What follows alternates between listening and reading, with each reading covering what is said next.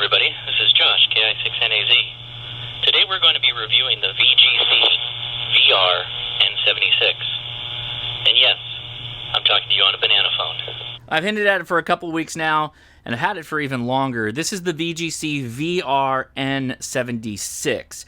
I did a review of the mobile version of this radio, which is a completely headless unit that you kind of bury in your car, and you use like a phone app to control it, which is a novel idea with, Bluetooth controls and all that stuff. This is a proper handheld that you can actually, hold, and yeah, the color's fantastic. This is just like that, but it still has all the handheld features. So yeah, it does APRS internally, as well as it has an accompanying iPhone and Android app. Getting some of the high points out of the way, this sells for about $186, which puts it at kind of my sweet spot of like a mid-tier amateur radio handheld, which we've been looking for some of those for a really long time. And this competes with the VX6 in that it is submersible as well. There's not a whole lot of radios at that price point that I would actually, that I would use, if you will. In addition to that, using that VGC app, you have the 16 memory channels, but now there are 19 banks of memory channels. That was something that came up in the video review of the mobile radio, where people are like, I need more memory channels. Well, now you got it. But this goes a step further in that it does AM receive on airband. Wind 150 at 05. Visibility 9er. Sky condition clear. And this will also transmit and receive SSTV off of the application. So just this device, no dongles, anything else like that. Just Bluetooth into this thing, and you can take a picture of something and send it over SSTV. Now, I've already said, I think APRS is kind of an emergency preparedness mode, but how realistic is a situation that you get bit by a snake out in the wild, you cut its head off, take a picture of it, and then shoot it over SSTV to somebody and say, I'm coming to the hospital with this head, get ready for the anti-venom, I guess. Is that realistic? Probably not. But it's still a really, really cool feature that we used to have ancillary devices that we used to have to connect to HTs to be able to do SSTV in the hallowed 90s of amateur radio. And yeah, of course, you can use your tablet or phone, but this does it all internally with Bluetooth, which is really cool. I need to go to the tabletop to really show this radio off because there are a ton of features, and it is in its own way quirky, which might be a barrier to entry to some of you, but I really enjoyed my time with this one. All right, so this is the VR-N76 and the accompanying BHM79 mic. It doesn't come with a lot. It comes with a USB-C cable to USB-A for both of them, and there's a little lanyard attachment if you wanted to screw that in the back, or it comes with the belt clip. The N76 comes in 7 different colors. I went with the Desert Tan and the matching Bluetooth mic speaker option. This is a $49 separate purchase, but you do get that added capability if you wanted to put this somewhere to do APRS things and still monitor something else or scan, you could still talk over Bluetooth.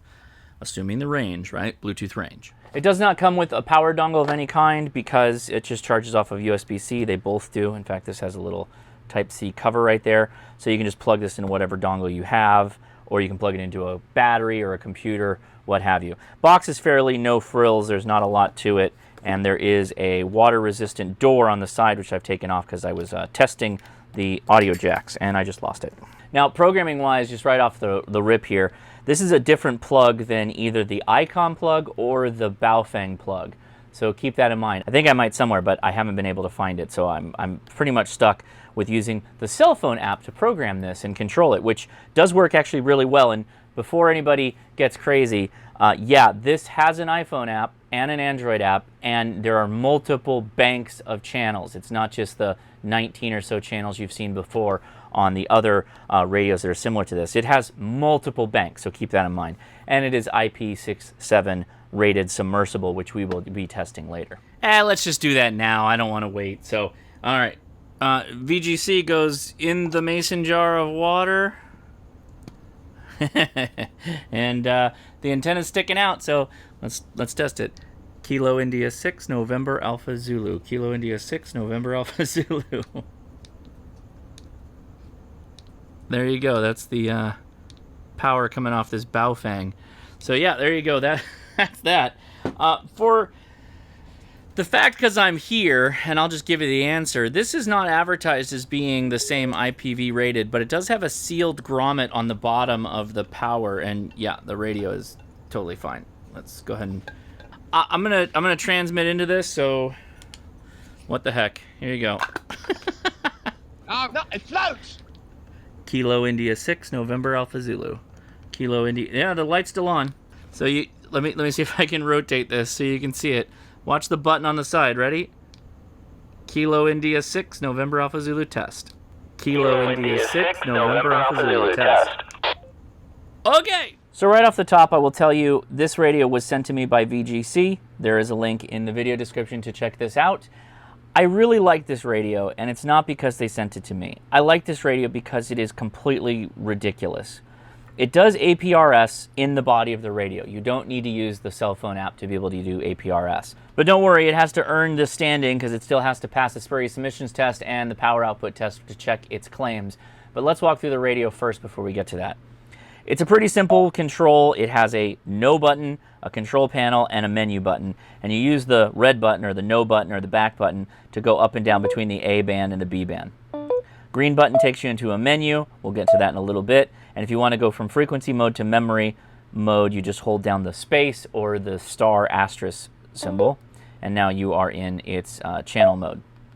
It will pick up APRS signals, which I picked myself up not too long ago. It has airband for receive. And if you'd like to hear what it sounds like on AM on airband, here you go. Operations 0700 local time to 2100 local time. The frequency for weather is 125.05. The common traffic advisory frequency is 119.1. Pilot operated approach lighting is available on 119.1. For additional information, contact SoCal on 125.35. Fullerton Municipal Airport. Automated weather observation 0451 Zulu. Wind 150 at 05. Visibility 9er. Sky condition clear. Temperature 19 Celsius. FM as well, so you can listen to the radio on this. Here's an example of, and then you change the mode of operation from FM to AM. Hit OK. We're now in AM frequency, which would be airband in this particular case. If you try to do this with FM, it wouldn't let you do it. So as far as frequency programming goes, it's pretty straightforward. Let me disconnect from the antenna, otherwise we're going to get blown up with APRS constantly. All right, let's say I wanted to program my adventure frequency. I could go 146580. We're on FM. I'd hit OK. I don't want any signaling or anything like that, T-squelch, tone squelch, or offset. I'd go save to channel. Let's move to channel 4, select, save to channel, and it should be right there. There it is. Very good.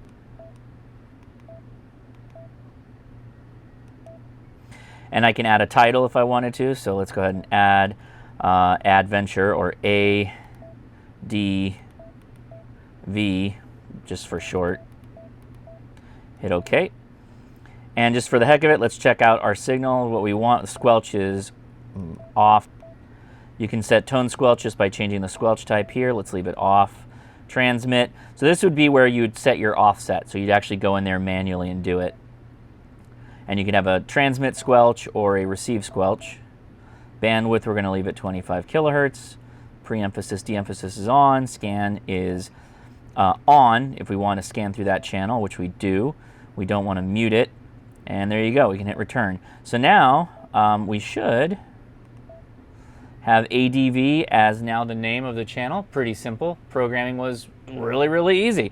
And changing it is whatever you want to do. You just go back into it at channel, select that one, and you can edit it on the fly. And yeah, this is going to program the active memory channel that's on the radio.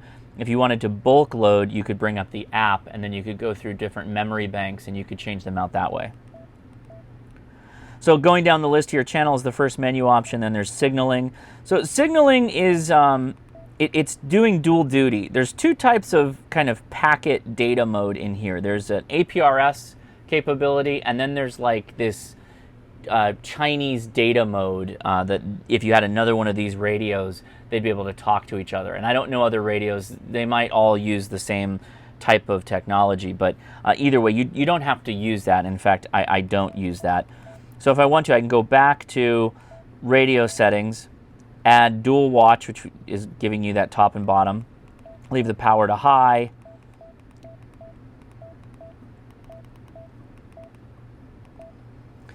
Digital mute you can turn on and off for APRS or that other mode, which again I'm not using. General settings is where you walk through connections for Bluetooth, which I've now connected this Bluetooth. I've connected the banana phone to Bluetooth. The only thing I wasn't able to do was I got all my phones connected, but I wasn't able to connect the Bluetooth PTT button, which would have been amazing because then I could have just use the Bluetooth PTT to actually PTT when I'm talking on the banana phone, which sure, why not, which really makes it nice, but that would have been great, but it doesn't work as well. Out of that, let's go to signaling. So here is where you set your information for using GPS if you want to send your location for APRS, for instance. So you would turn this on. You'd set up, you don't need to set a preamble. You could set your ID, being KI6NAZ, with your call sign, or you also would set it in APRS, and that's where you would provide your KI6NAZ, your call sign, with your suffix, in my case the -7, which means I'm portable. Path we leave at 121. You can change this though, and it does have ARISS, which would allow you to do ISS APRS, or you can customize if you wanted to. Now passcode, I will drop a link in the video description for a passcode generator. It just uses your call sign as this passcode that apparently is a feature of APRS I was not aware of, but this radio requires it. I'll post a link in the video description for a URL that'll take you right to it. It's really, really easy, so just use that. Then under digital mode, this is where you turn on APRS. So share location, you'd say yeah every X amount of seconds as your beacon. And then your channel is going to be the one that you have APRS on. So if you had different channels that you wanted to do APRS on, you could set it to different channels. So if you had a 70 centimeter one or a 2 meter one, this is the 2 meter one. So we're selecting that. Format, I don't know what BSS is, but that's the mode that I'm not using. And so APRS, will leave it to that. And that's all you have to do in digital mode. Back that out. And then sound settings, you can go through things like mic gain, Bluetooth mic gain if you need to mess with that. Keep connected, it allows this to not fall asleep, is all that really does. And you can play around with the display if you want to. English, yep. Screen timeout, yep. Imperial units, oh my goodness, and set your time zone. And then that's pretty much it. This is like a pretty straightforward radio. It kind of like, it doesn't even have Vox. This radio doesn't even have Vox. It's just a 2 meter VHF, UHF, analog, APRS, and AM receiver. That's what it does. It will do APRS, which is pretty slick. I think you can also, let's go to,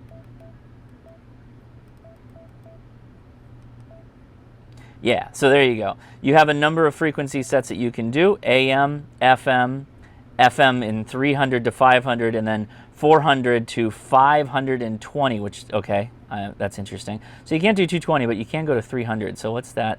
Let's go over there. Ah, okay, it won't let you transmit out of range. That's nice. But you can receive there.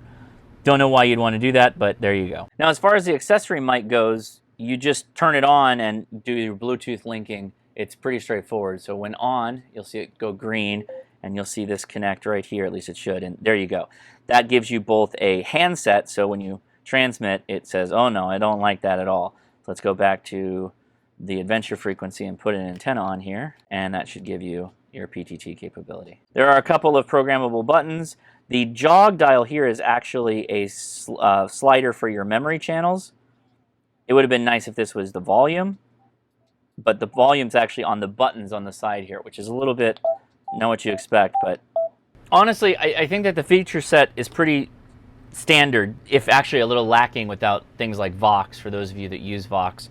Bluetooth seems to work okay, but not all Bluetooth things work with this, which is probably still better than most radios. I think instead of belaboring this any further, I think we got to bring in the tablet here, because a lot of this is done on the tablet, and it's the part that really kind of separates this radio from other things. So this is the app. It's called HT on the Android marketplace and also the iOS marketplace. So this is the app. I have it set up for doing APRS right now, but let's go ahead and go back in. This is kind of your main control of the radio. Right now we're controlling channel B, so W6TRW, or I can switch this to 2-meter simplex, or I can switch this to adventure frequency if I wanted to. I could go straight to the radio mode for whatever frequency I wanted. So in this case, we were using...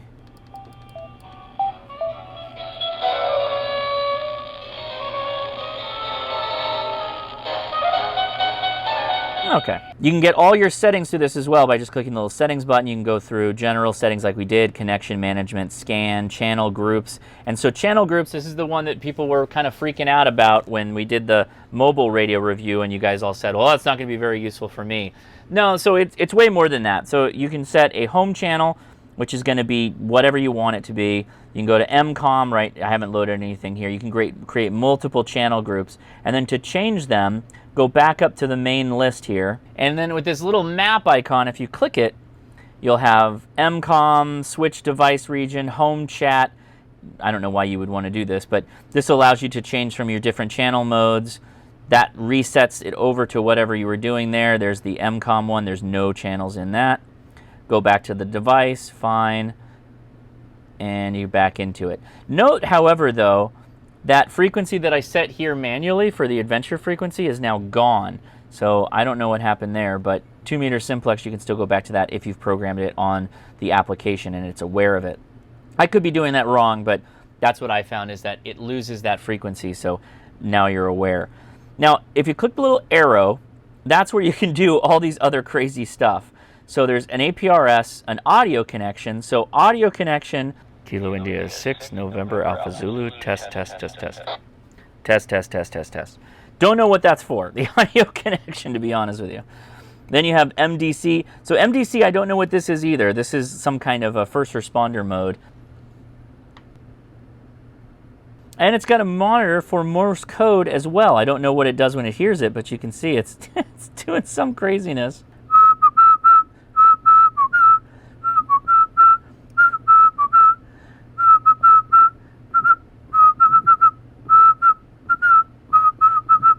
Now, when you're using the app and you're on the menu setting here for the APRS display, as you might be receiving signals or not, I don't really know.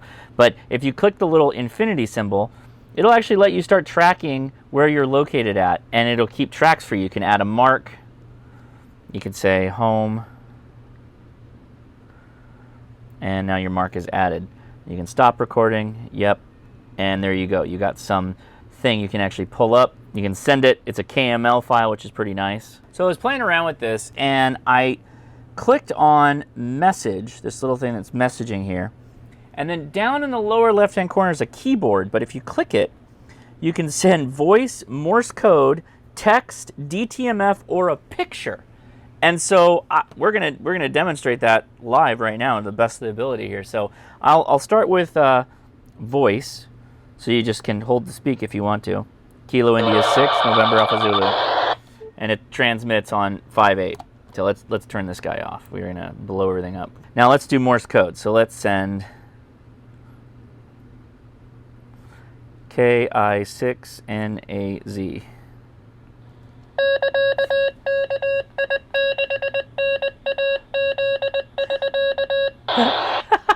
So let's send a picture instead. I'm going to set up my Black Cat SSTV. Yeah, there we go. So we're going to do a picture, and we can change the mode.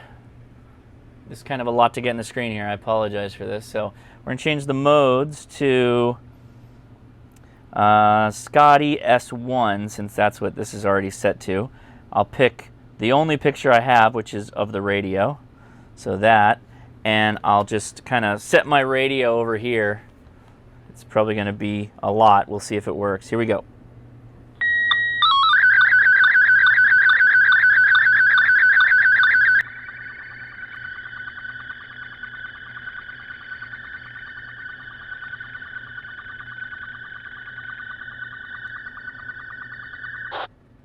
Wow, that worked perfectly.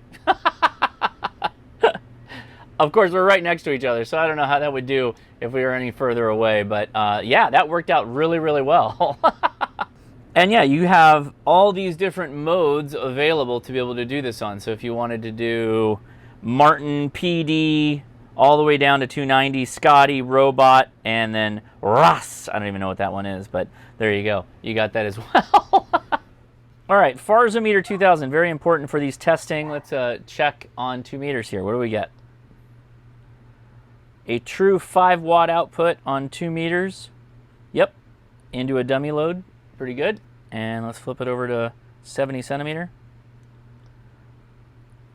Whoa, did not expect that. 6 watts on 70 centimeters. And the battery charges at 72%, which a little bit under 100%. I don't know if we get more power out of that, but frankly, I think testing them on 100% is a bit of a misnomer, because a lot of times with these radios is that they'll put out 100% power. So like if they claim 8 watts output, they'll run for maybe 10% of the battery charge, and then they'll duck back down to 4 watts or 5 watts. So this is more of an accurate test from my everyday use. A very important thing, spurious emissions test. You don't have to do this at home, but you can with, I don't know, what is this, like $150 spectrum analyzer that I'm using, this tiny SA Ultra that I got from R&L Electronics. Incredibly inexpensive device, which normally these are thousands of dollars, or, you know, 1,000 plus, and the good ones you're going to spend multiple thousands, and that's usually what people use for these tests.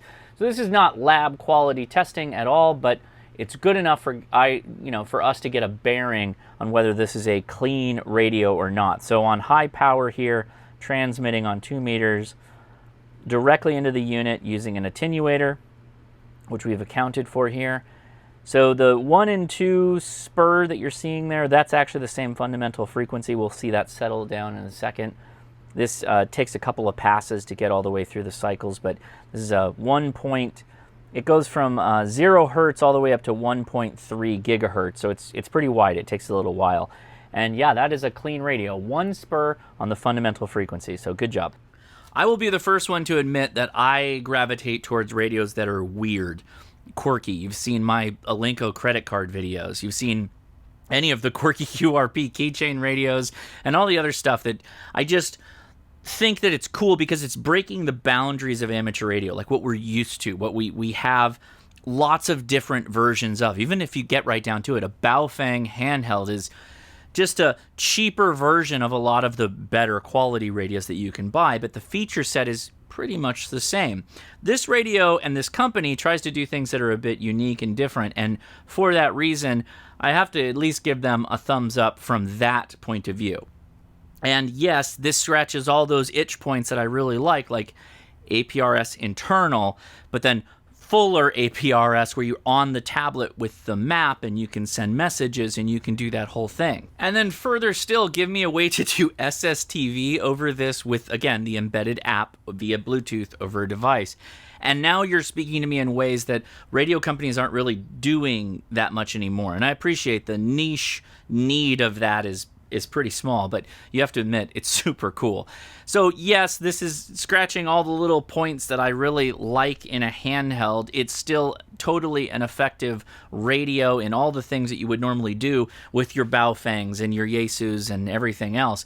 But this adds those little extra seasonings, little Salt Bay on the top of it, which I really do appreciate. So at $186, this is definitely a mid-tier radio, but I don't think it's so expensive that you're not breaking the bank.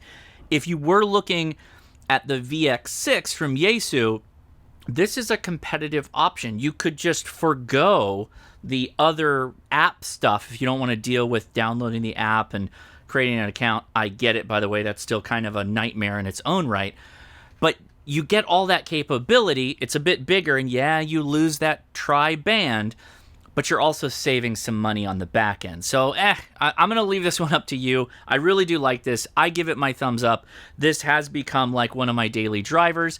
Is it as feature-rich as my Kenwood D75? No, of course not, but that's a $700 radio. So for $186, you're getting most of the way of what I'm looking for in a handheld, and that's pretty good. So I will give you a 73 from me, KI6NAZ. I hope you enjoyed this video. If you did, give me a thumbs up, and please comment below.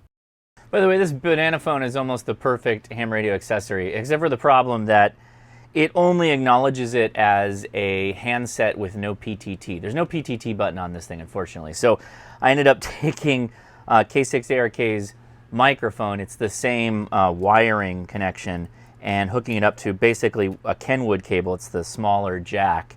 Now, I haven't built a PTT button for this yet, but this mic doesn't work. There's nothing that this works, but this, it acknowledges the PTT when you click it, and if you transmit, Kilo India 6 November Alpha Zulu.